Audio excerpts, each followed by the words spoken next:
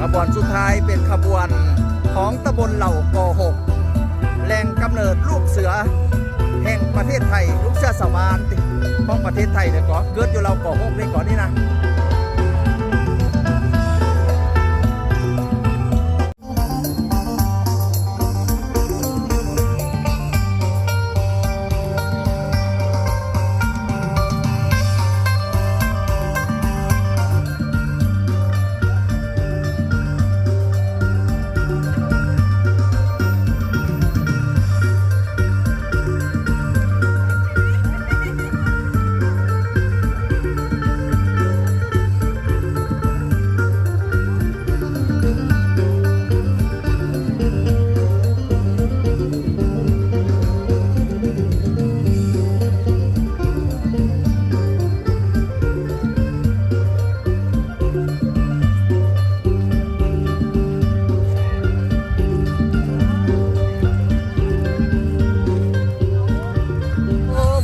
กับทนายพี่น้อง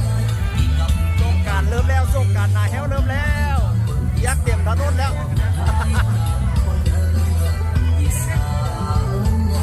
ขบวนแรกก็เป็นฮอตเวทีแล้วจี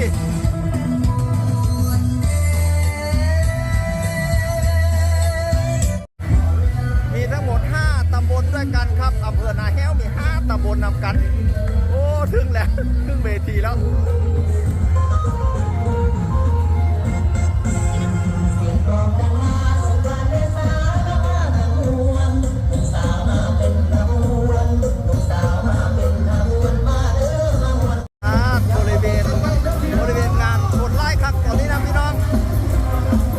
รีบฟังน้ำเมืองข้ามไปพูดเป็นประเทศลาวโอ้ถึงขบวนที่เท่าไหร่แล้วนี่นะ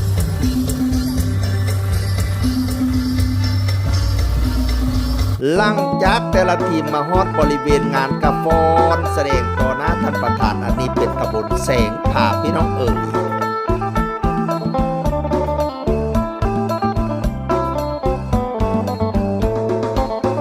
สุดข้าวๆนี้เป็นตำบลเหล่ากอหกแหล่งกำเนิดลูกเสือชาวบ้านแห่งประเทศไทยพี่น้องม่วนซื่นกันเป็นตนาด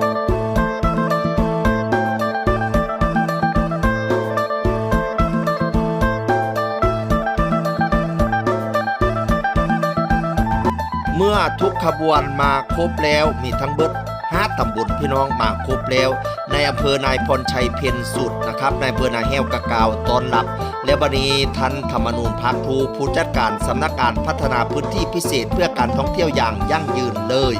เป็นผู้กล่าวรายงานเป็นหน่วยงานที่สนับสนุนงบมาหลายเติบในการจัดงานสงกรานต์สองฝั่งไทยลาวในครั้งนี้พี่น้องจากนั้นท่านประธานท่านไพลินลิ่มเจริญรองผู้ว่าราชการจังหวัดเลยก็กล่าวเปิดงานแล้วก็ลั่นของชัย3 ลาแล้วก็เป็นท่านตัวแทนจากเมืองบ่อแตนสปป.ลาวท่านคำพันธ์พันธวงศ์นะครับรองเลขาพักเมืองแล้วก็รองเจ้าเมืองบ่อแตนกันลั่นคลอง3 เถื่อคือกัน